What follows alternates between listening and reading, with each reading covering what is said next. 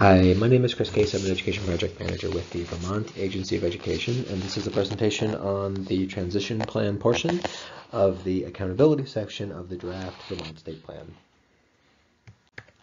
So in this section of the plan, we discuss the transition from the current accountability model into the new one, including the measures that we're carrying over from the current system into the new system, new measures that we're folding in, and some unique determinations that we're making to ensure that all of the state's public schools can be brought into the accountability system.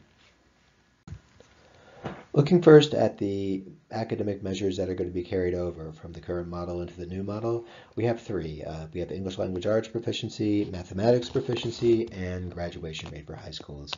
These measures are being carried over into the new model, but they're going to play a different role. In the current model, they form almost the entirety of what the federal law requires us to measure around school performance. In the new system that we're proposing, they're going to be a very important part of the overall determination around school performance, but they're going to be a part of a larger whole. There will be other measures that surround those measures that help to kind of flesh the academic picture out a little bit further.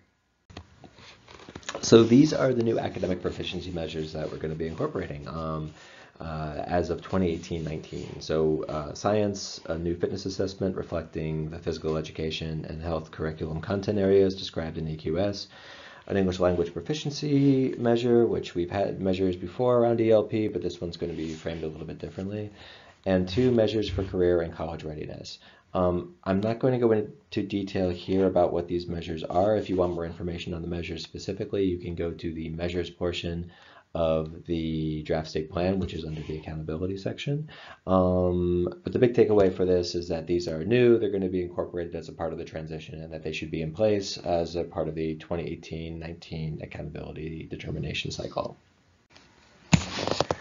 The last section of the transition plan has to do with unique determinations. And what we're talking about here are how do we identify schools as being in need of comprehensive supports or targeted supports, or as not needing agency supports if they fall into a category, or if they're framed in a way that doesn't really fit in with this proposed model.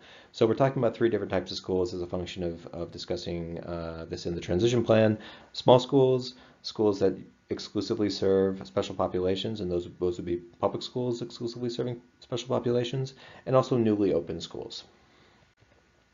Small schools are the type of schools that we expect to expect this to apply to the most in the state. We have a lot of small schools in the state that have student sizes that are so small that they don't really get picked up as a part of making accountability determinations. And so in that case, we have proposed a second tier of accountability, where if the school is too small to get reliable data about what their needs are, we can look at the SU or the SD level. We can look at the supervisory union or supervisory district level and get some data around the district-wide or supervisory union-wide needs, and then ask the supervisory union and the schools to work with the agency in identifying how the systemic needs identified at the SU and SD level may reflect school-level needs. So that's a way of helping us to make sure that schools that are small are still receiving solid continuous improvement work and supports, and that they're still having their needs identified and met as a part of those discussions.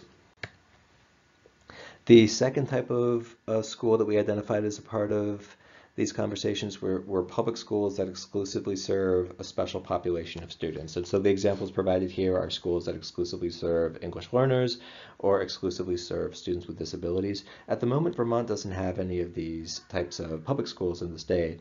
And so this isn't something that we have needed to address as a part of the state plan at this time.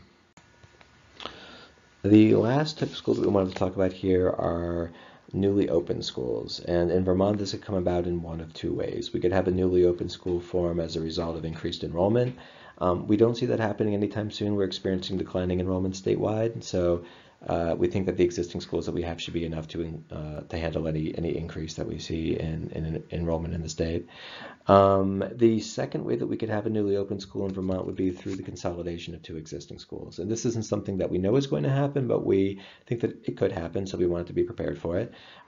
If we have two existing schools that consolidate, that new school's determination would be made by looking at the determinations of the schools that consolidated. And so if we had one school, say, with 100 students that consolidated with another school with 60 students, and the school with 100 students was a comprehensive school, and the school with 60 students was a targeted school, we would say that because the larger number of students came from a comprehensive school, that the new school that formed from the consolidation would also be comprehensive.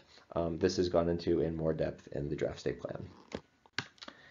If you have any questions about the transition plan, or if you have any questions about this presentation, please get in touch with either myself or Patrick Halladay. Thank you very much for your participation in this process, and we look forward to hearing your feedback.